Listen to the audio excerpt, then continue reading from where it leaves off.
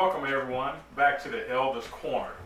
We're in Henrico, Virginia today with a very special person that's going to help us to continue our Father's Day series. I'm here with Billy or William Gaines. I call him Billy. This is our son, my wife's son, and I call him son. We're going to remove all those phrases that we use so much. I don't believe in the stepsons and the this type of son and this type of dad. I treat them like they're mine, and they treat me like I'm theirs. So that's the type of relationship we have, and I really enjoy that. So if you know he's not my biological, he's still my son. All right, so I have with me Billy today, and we're going to share some things. And I want you guys to know that even though we're not live, these sessions are not pre-orchestrated. We don't share what we're going to talk about ahead of time, so everybody's already on point.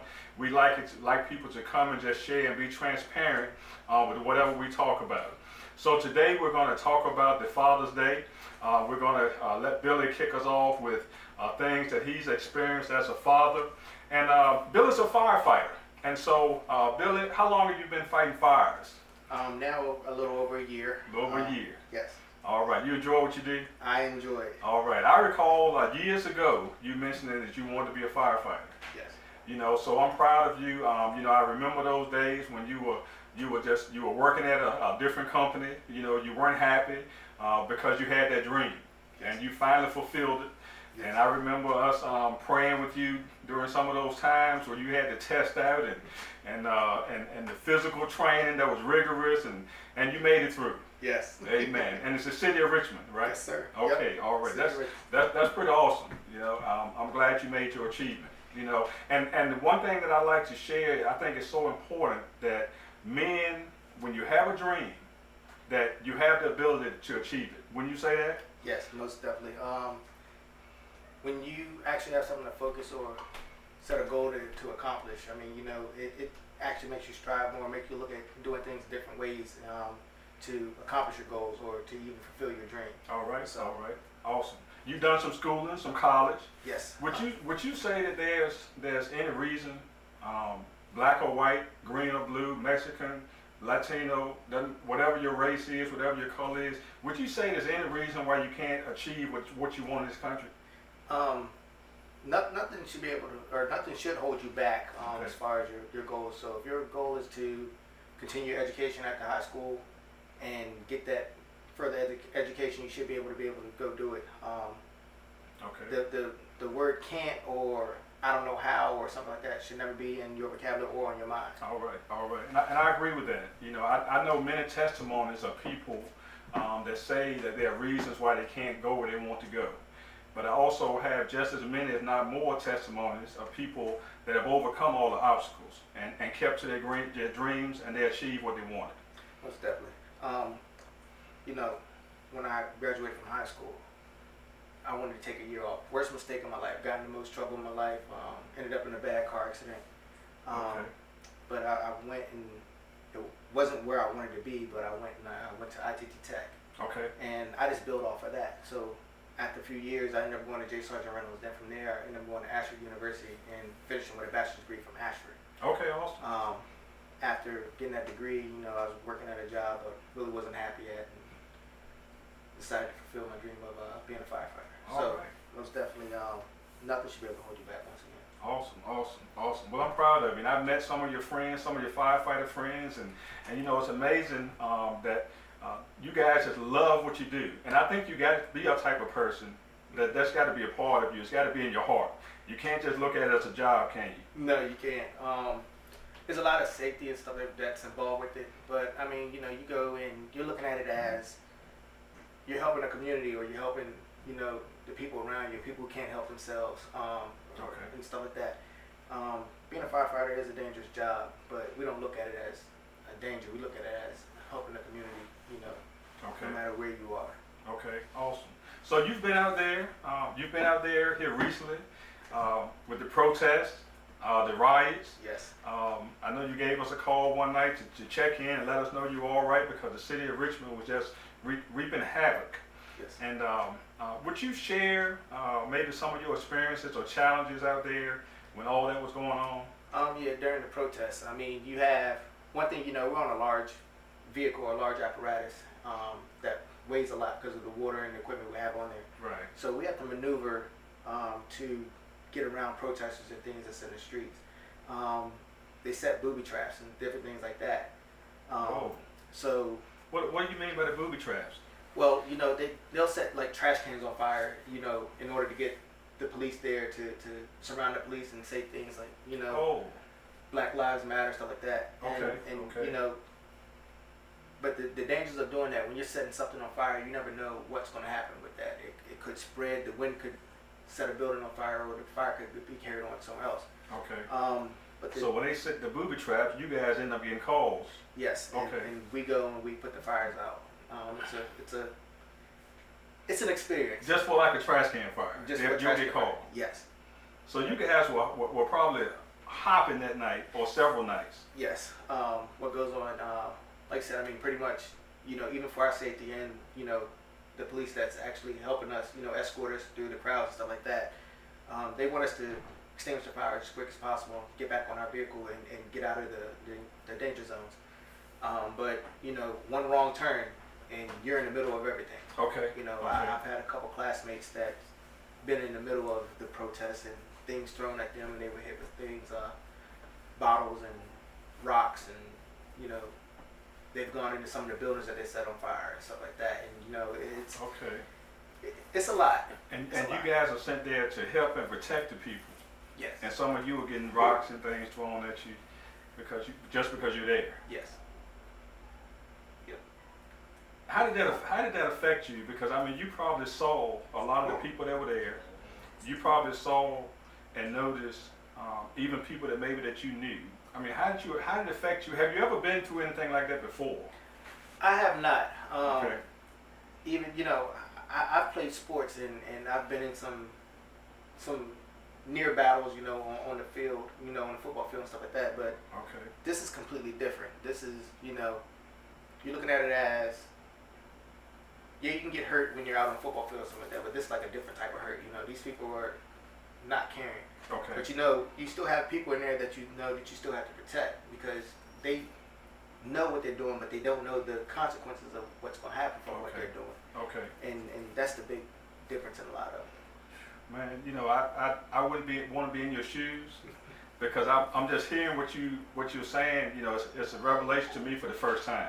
Knowing what you're right in the middle of. I know it's dangerous anyway, but when you got all these other things thrown in the midst of it, then it's hard to figure out where you're supposed to be, where you're not supposed to be. Because I imagine when you're taking your time out to respond to a trash can fire, there's a real fire going on somewhere else that you maybe your attention should be on that. Yeah, most definitely, because the first night I was on the riot team, and we went out.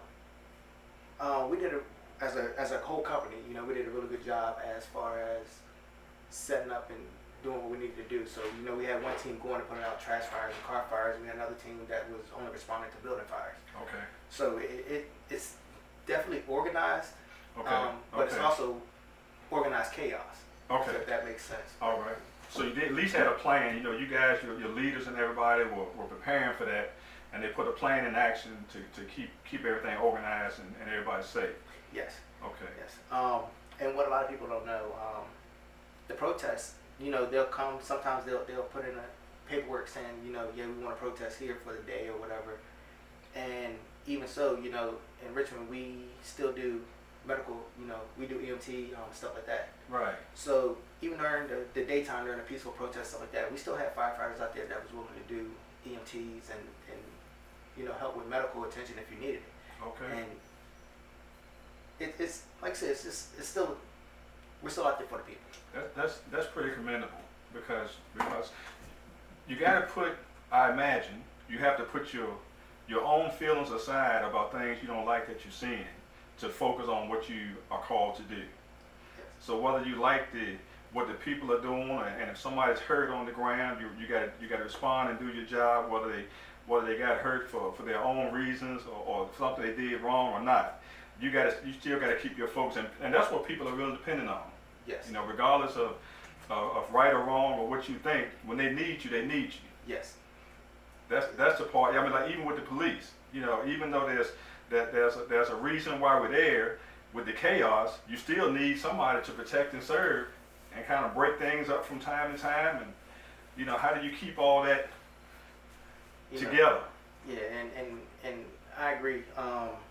Even with, like I said, even with the police officers, and I've spoken to a lot of them, because a lot of times we go on calls with the police. Okay. And they'll say the same thing, they'll say, yeah, things are happening and change is coming and everything that's going on, but at the same time, we still have a job to do. That's awesome. That's awesome. And I'll tell everybody, just like normal life, there's good people and there's bad people. Yeah. So, when it comes to police officers, it's the same thing. There's good people and there's bad people. Good cops and there's bad cops. Yeah. So, the good ones are the ones that are actual people before they're cops. Okay. And that's what a lot of the officers that I've talked to said the same thing. He said, you got to be a human being before you go out and be somebody who demands respect and stuff like that. Because as soon as you go in as a law enforcer and you want to demand respect, you lose your whole guidance of why you're there. Okay. And okay. That's the biggest thing. That's awesome. So I definitely appreciate the police officers that look at being a human being first before being a police officer. Absolutely. That's good. Now, as a father, since we're doing the Father's Day series, so what do you tell your children that haven't personally experienced all these things that we're seeing right now, but they're looking for answers? You have family, you have girls and a boy, and so you've got a mix of people, young and older children. They're going to have different type of questions on different levels.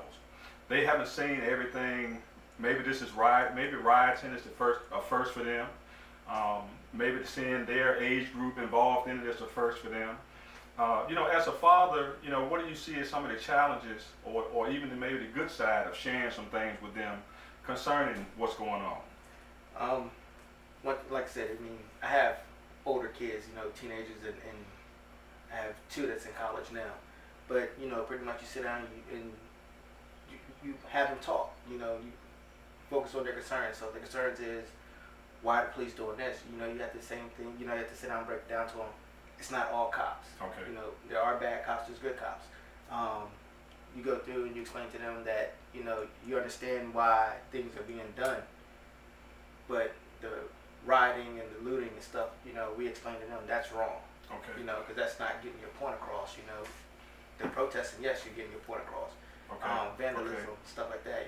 You're not really getting your point across, because at the end of the day, the only thing they're gonna see as you did all this is to spray paint and break and set things on fire. Okay. But once you sit down and talk to them, explain to them, yes, we need to fight for the same civil equal rights, the same thing that's been going on for years. But there's a way of doing things. Okay. My kids would sit down and they, like Ariana told me the other day, she sat down and talked to me about, Martin Luther King did, he marched for this and this. I said, yes, and I said it's something that we're still fighting for. And it's something that we'll probably be dealing with for who knows. Many years.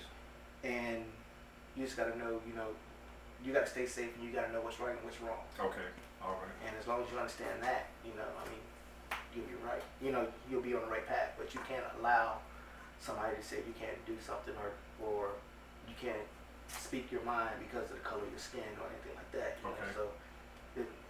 And I try to explain to them too, there's only one race, which is the human race. All right. All right. Okay. Hey man, that's a good word. That's preachable there.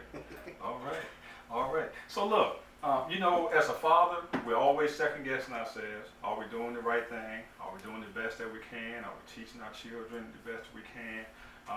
And a lot of things come from our upbringing, our traditions, what we're taught by our families, our childhood upbringing. And so, and a lot of times what people don't share is when we deal with a lot of different family dynamics, sometimes you got a couple different daddies, you got a couple different mamas, and we got all sorts of names for them. But even so, somewhere down the line, somebody has affected you, positive or negative. And so what I just like you to do now is just share any a male figure, whether it be your father or stepfather or whatever you want to call him. Tell us about just maybe pick one instance or something you'd like to share with us on a male figure that has affected your life even today. You know, that's tough because I was blessed, honestly, to have a couple male figures in my life. All right. Including you, my dad, Cornell, Okay. my grandfather. Grandfather. What was your grandfather's name? Perry Gaines. Randolph Perry Gaines. All right. Okay. All right. I remember Mr. Perry. And I can remember when I was young, he would tell me, he's like, you know, you can't stay in the bed all day. Get up. You know, we got stuff to do. And he used to take me to work with him. You know, I'd go out with him. He'd tell me stand to the side and stuff like that. And he'd tell me, he's like, well, we're going to your favorite time of the day. And I was like, what's they said? Lunch. And I was a little fat kid. You know, I'm a little chunky now, but I was a little fat kid. But yeah, my mom used to send me to be with my grandfather, you know, for about a week out of the summer, and actually enjoyed it, you know. Okay. He put me to bed. So he'd go to bed early. My grandfather would go to bed at 7:30, 8 o'clock at night. Okay. And we was in the bed at 7:30, 8 o'clock at night, and we getting up 5, 6 o'clock in the morning. Okay, because you work from morning to night. Yeah. Okay, got you. And I enjoyed it, you know. But he had me eat some stuff that I didn't like, and I didn't know what it was. And then when I got a little bit older, I looked at it and I was like, oh my gosh. but it's different. But you know, even and to you, you know, I've helped you a couple times with a few electrical things, and it was a time to learn. And even as far as with the kids, you know, I've sat down and watched you raise the boys, and I've taken things from that, you know, that I even apply with my kids. Okay. Even sitting down and talking to my son sometimes, you know, Okay. telling him, trying to guide him. And my dad, Cornell, you know, thankful for him also, you know, help me with little things like stuff with the car, and when I didn't have the grass cut, he brought the tractor up here and he cut the grass. Absolutely. Just showing me little things. Even as you're a grown man, he's still being dad. Yes. Yes. Yes. Hey, so you never stop being a father, right? Exactly. I mean, and it's positive to me because, like I said, I mean, not a lot of people are able to say these things that I'm saying now because, you know, I got friends where their dads walked out their life before they even born. And I was sitting there and I was just like, you know, you can take the good with the bad, but no matter what happens, you know, you can always find a male figure, you know what I'm saying, that can help guide you on. That's awesome. Man, I tell you, when you nailed that in the coffin, because you were right on point with what I was thinking. Because I was like, you know, you hear so many stories, and I always talk about, you know, the rep that the men get sometimes. You know, it's like they forget our good sometimes, and all they can focus on is when we're not doing right. You know? And so it's good to hear testimonies where you got positive people in your lives, because, you know, I hear that even though you don't have necessarily, or even if you have a biological plus, you know, some other male figures that come into your life, you know, other people that end up with your parents that are not your biological, you know, you can still take the good that each one of them has something to offer. And if you don't focus so much on maybe who's the biological or who's the one that I like the most, and just take what you can from them, your life can be enhanced in a lot of areas. You know, because you mentioned, you know, one helping you in one area, one helping you with the cars, and one helping you with another learning experience. Absolutely. And so it can make you a rounded person. Absolutely. And so I think it's good that, you know, that people need to understand that, look, we live in a world today with a lot of extended families, a lot of different types of situations with families, and that's natural.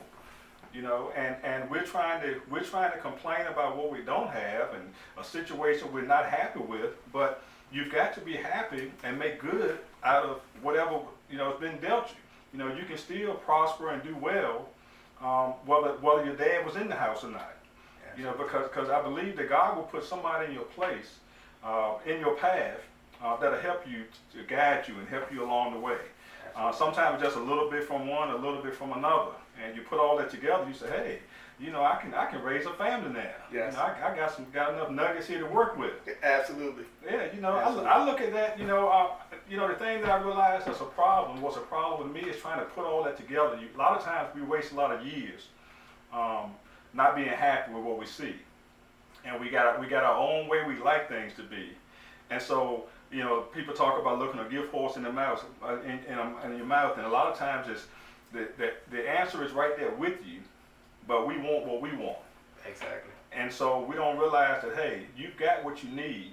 God has put the people here, but you think that it's supposed to be a certain way because you look over here and Joe's family looks functional. Yep. And so you think that that's the way, it's the best way for it to be. And so you go, well, my house is not like that. This one's not here, that one's not there. But you mentioned some very good points. Several people can be there at different times in your life and make you a good man. Because I've watched you raise your family, raise your kids. You spend quality time with them. So you took that, from grandfather, spending time with you, and you took the things from the men in your life and you used them for your good.